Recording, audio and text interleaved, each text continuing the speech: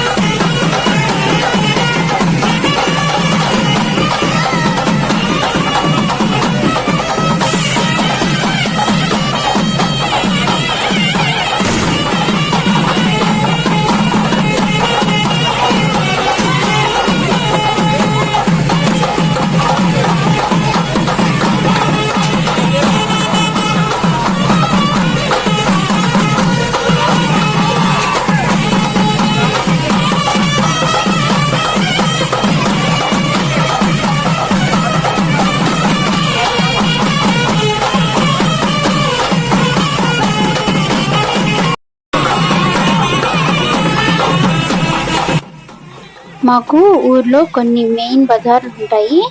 ఆ బజార్ల మీదుగా ఈ సంబరం అనేది మేము తీసుకురావాల్సి ఉంటుంది. ఆ వెనకాల చూసారా, లైటింగ్స్ వెలుగుతా కొన్ని కనిపిస్తున్నాయి కదా, వాటిని అయితే ప్రవలు అంటారు.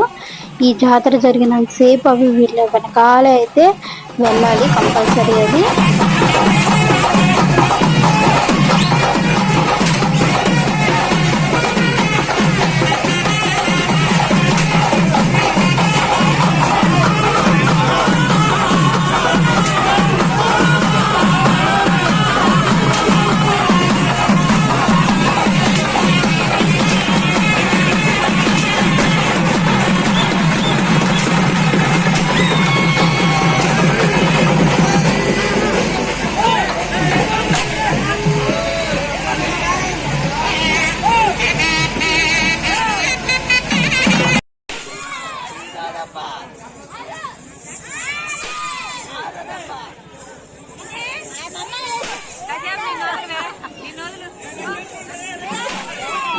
ఇందాక మీకైతే వేరే దాడి చూపించాను కదండి, చూసారు ఒకరు చేయాలా చెప్తే ఇంకోళ్ళు వచ్చి వేరే దాడి అయితే వేస్తున్నారు.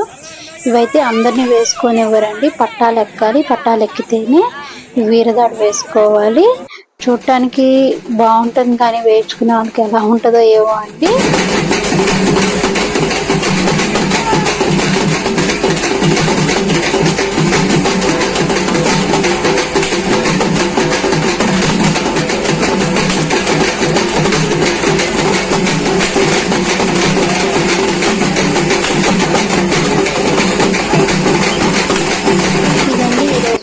నా వీడియో కనుక మీకు నచ్చినట్టయితే లైక్ చేయండి, షేర్ చేయండి, అలాగే మరిన్ని వీడియోస్ కోసం అయితే సబ్స్క్రైబ్ అయితే చేసేసుకోండి ఫ్రెండ్స్. బాయ్.